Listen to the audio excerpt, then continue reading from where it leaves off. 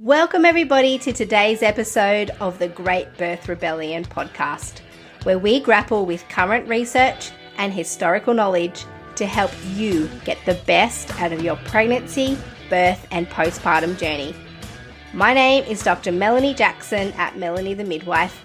I'm a clinical and research midwife with my PhD, which is why I send out a weekly email which contains the resources that we use to create every single Great Birth Rebellion episode.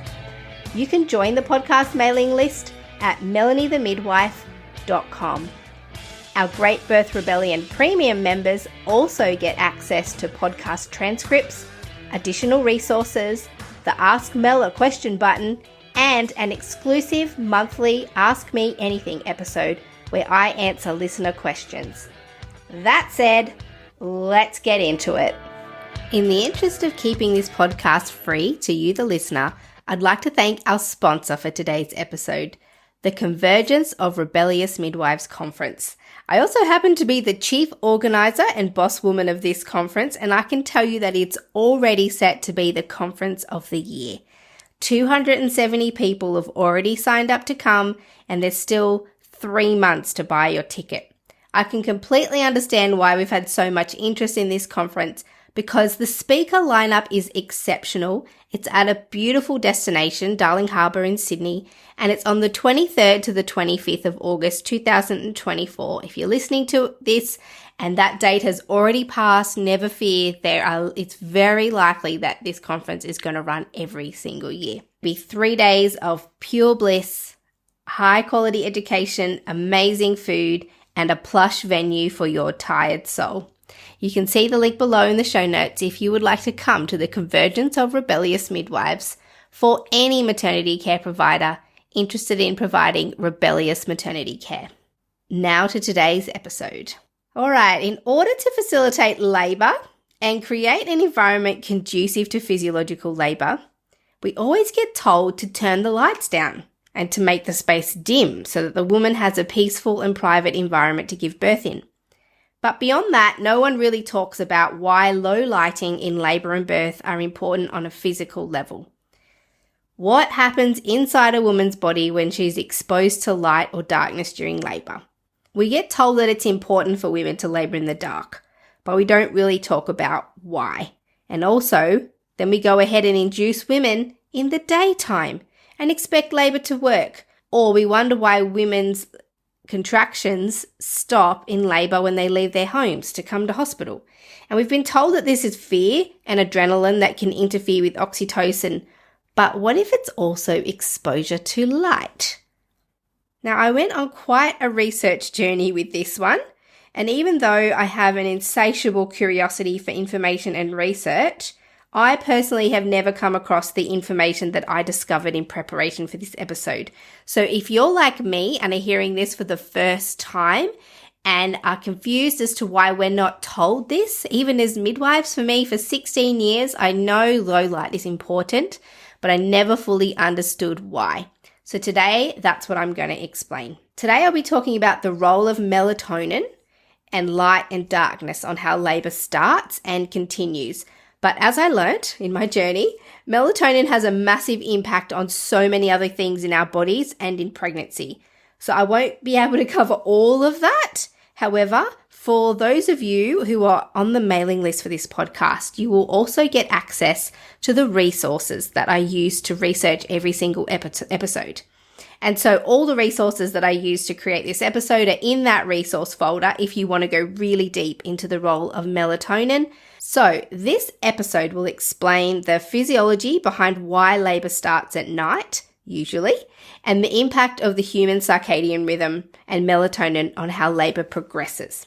We'll talk about how light and daylight affects the hormone melatonin and also how light and daylight affects contractions in labour.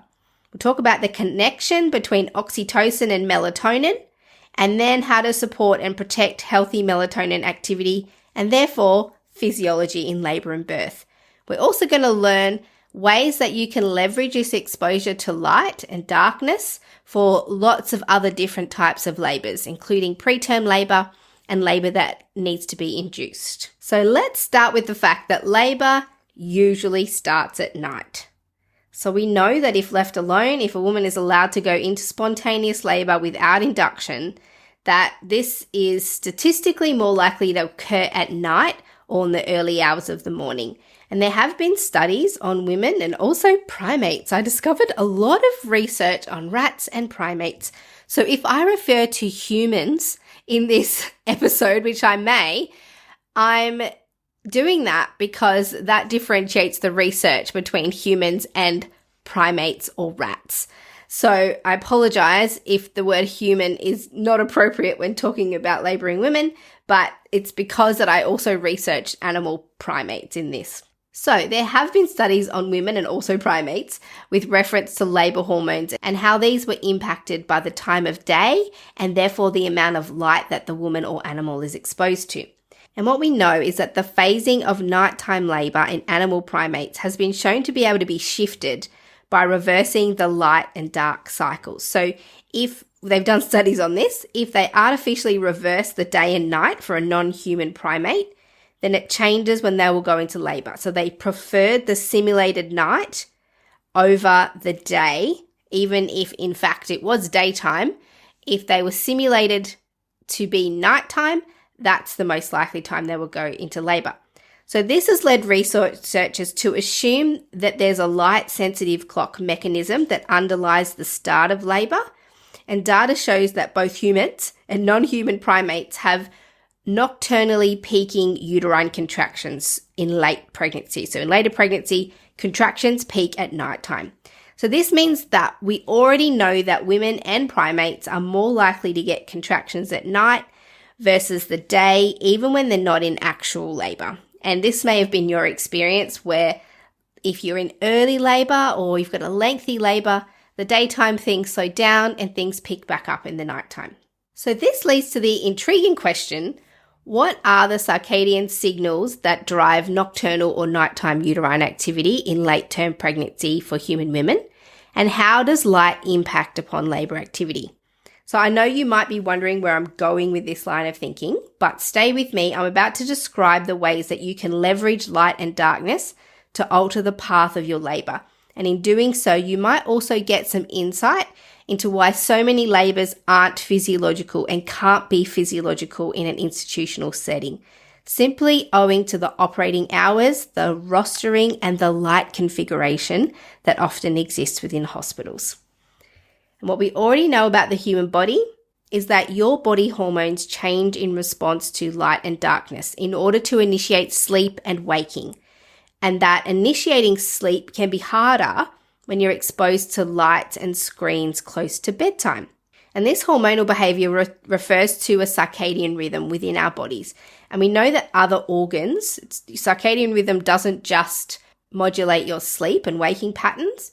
Other organs such as your liver, your heart, your pancreas, etc., they're automatically driven by hormonal cues, such as the hormone melatonin, which is part of your nighttime and sleeping hormone cascade. And that gets triggered when the sun goes down. And if you've ever had trouble sleeping for a period of time and you seek out help with this, you may have learnt that melatonin is used as a supplement or a medicine in order to induce sleep.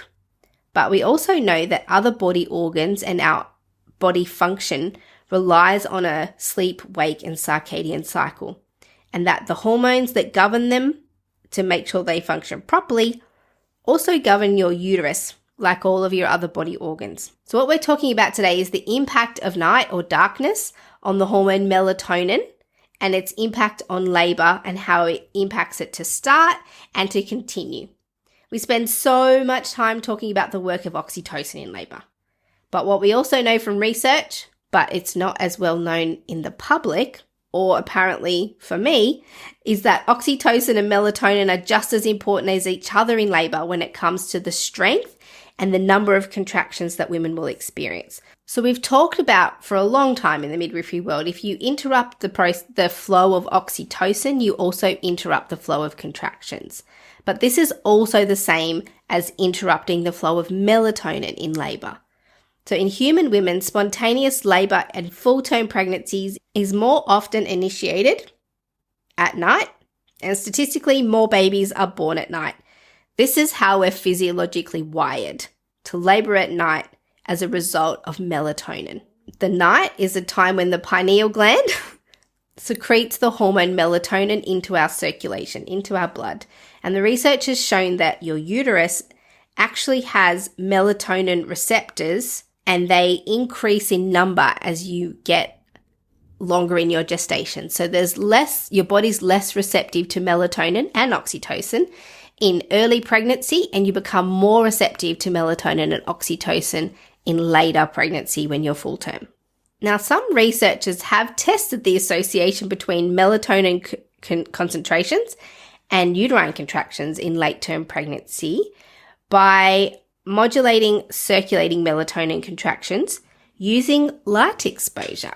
So now we know that melatonin levels in the body impact how and when the uterus contracts. So they tested if exposure to light would reduce melatonin, and they found that light exposure at night does suppress melatonin production in the pineal gland and lowers circulating melatonin concentrations in your blood. So now science is exploring if this reduction in melatonin experienced by exposure to light can impact upon a woman's contractions. And the answer is yes, it does. And so much so that there's a growing interest in suppressing melatonin as a therapeutic strategy to prevent preterm labor for women who are at risk of this. So they've made such a connection between melatonin levels and the power and frequency of women's contractions that they're considering using that knowledge therapeutically to expose women to light in order to reduce their melatonin and to reduce the chances of them going to preterm labor if this is a risk factor. And as I said before, scientists have discovered that the uterus of a woman who's full term is more receptive to melatonin than women in earlier gestations. And this is the same for the oxytocin receptors. Your uterus is less likely to respond to oxytocin and melatonin in earlier pregnancy than when you're full term. And this is what's led scientists to conclude that these two things, oxytocin and melatonin, they work synergistically to generate uterine contractions. In fact, melatonin and oxytocin have what they call an additive effect on the cells in your uterus. So when they administered 1 nanomole per litre of melatonin plus 1 nanomole of litre of oxytocin, they found that this produces the same level of contractility in a uterine cell in a scientific situation, not in an actual woman. They're doing in the lab, as if they administered 100 nanomoles per litre of oxytocin. So you needed 100 times the concentration of just oxytocin to create the same impact on a uterine cell as if you gave 1 nanomole of melatonin and 1 nanomole of oxytocin. So what they're saying is you need 100 times more oxytocin to act on a uterine cell and create a contraction if you don't pair it with melatonin. 100 times more oxytocin is needed if it's not paired with melatonin. This highlights the absolute importance of melatonin on a woman's contraction pattern in labor. We cannot separate it from oxytocin. So what midwives know is that women who aren't induced will usually go into labor in the evening or labor better with the lights low. And what science tells us is since ocular light, so exposure to light in your eyes, modulates melatonin concentrations, the melatonin modulates uterine contractions, and it's possible that light exposure can interrupt uterine contractions by altering melatonin levels. So melatonin seems to assist in the coordination of uterine muscle cells during labor, and it intensifies the strength of a contraction. So there's been some studies, of course, on humans, not animals now. And in one study, pregnant women who were over 38 weeks gestation were monitored continuously from 7 p.m. at night to 7 in the morning. And the frequency and strength of their uterine contractions was assessed. And when these women were exposed to a 10,000 lux full spectrum light, they exposed them to this level of full spectrum light at 11 p.m. for 1 hour. And they found that the strength of their contractions was diminished during the remainder of the night. So this light intensity, 1 hour of full spectrum light, is known to suppress the circulating melatonin levels.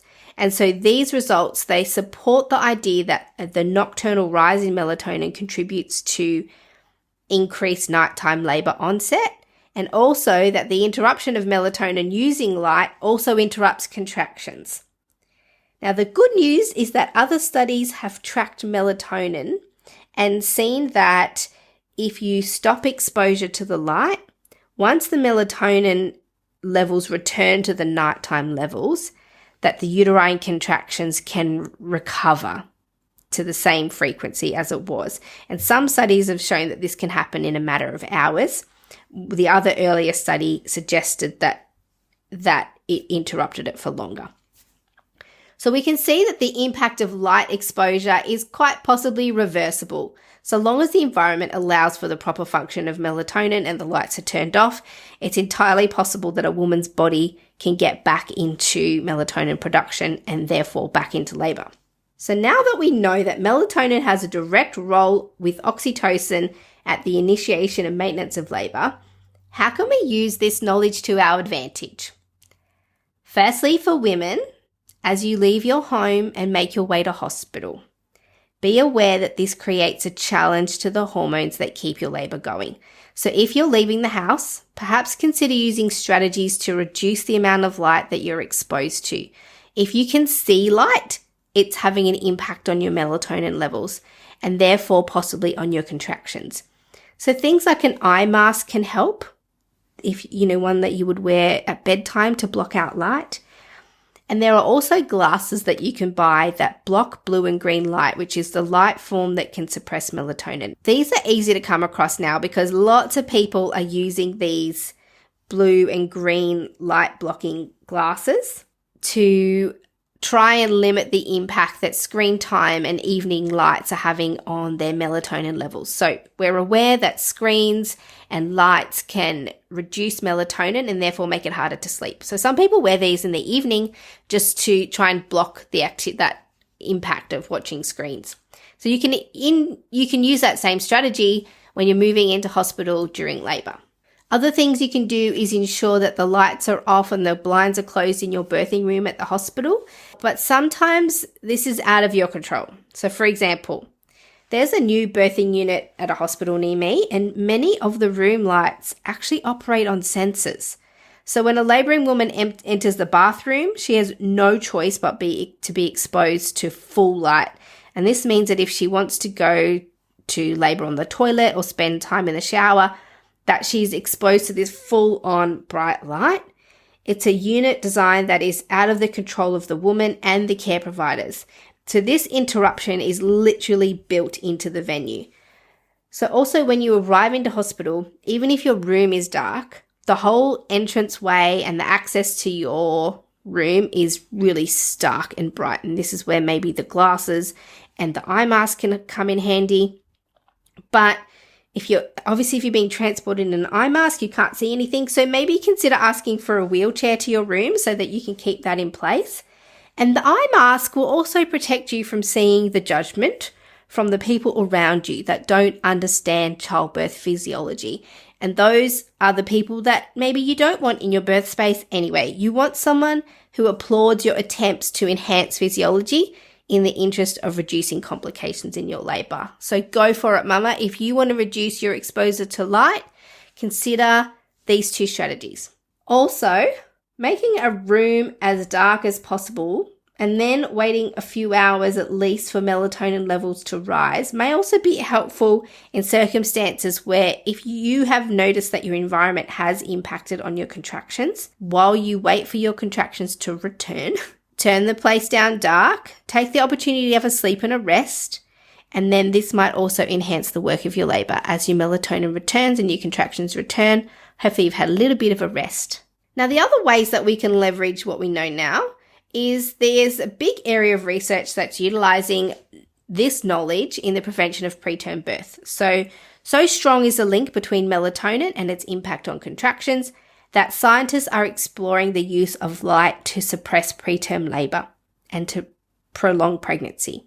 Now, the opposite, of course, is also being considered by using synthetic melatonin to enhance the success of medical induction of labour with oxytocin.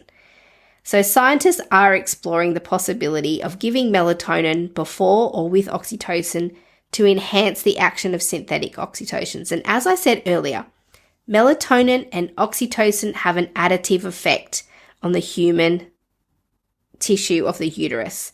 So 1 nanomole per litre of melatonin plus 1 nanomole litre of oxytocin produces the same level of contractility in the uterus as 100 nanomoles, 100 times more oxytocin if it's alone. So this discovery of strong synergism between oxytocin and melatonin opens new horizons for the potential development of melatonin and low-dose oxytocin combinations for labour induction. And it's believed that these would have fewer side effects than just focusing on oxytocin alone for induction of labour. And I'm not endorsing the use of induction of labour. If you've listened to this podcast long enough, you'll know that I do strongly believe that induction of labour rates are wildly out of control and that many women are receiving unnecessary inductions. But during times where there's particular complications where it would be safer for the mum and baby to be in labour and for the pregnancy to end, perhaps this discovery is going to be beneficial in reducing the impact and the complications of labour induction. Now to midwives and doctors and students. If you want to support and facilitate more physiological births, you could opt to do more night shifts. And if you're a student listening to this and you want more exposure to physiological birth, take every opportunity to take up some night shifts. Interestingly, this is probably going to mess with your own melatonin levels, but that's not the point of this episode. We're talking about the women.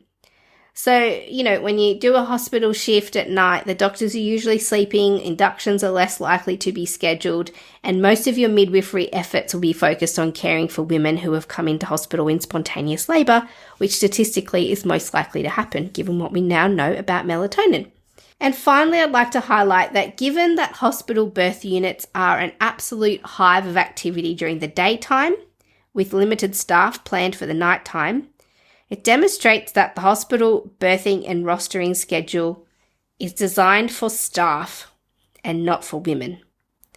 And if hospitals were truly interested in facilitating physiological labour and setting the space to provide women with their physiological needs in labour, then the hospital rostering and structure would mimic what naturally happens for women and what science tells us that women are more likely to do, and that is labour at night due to the natural inclination of their circadian rhythm and melatonin function, and that labour is more efficient and effective at night. Now, I don't have the power to alter the working of the hospital system, but for women going to hospital to give birth, know that if you intend to give birth physiologically, that there are systems at play that may not be able to support or facilitate this, and it's up to you to elicit some control over this for yourself if you can.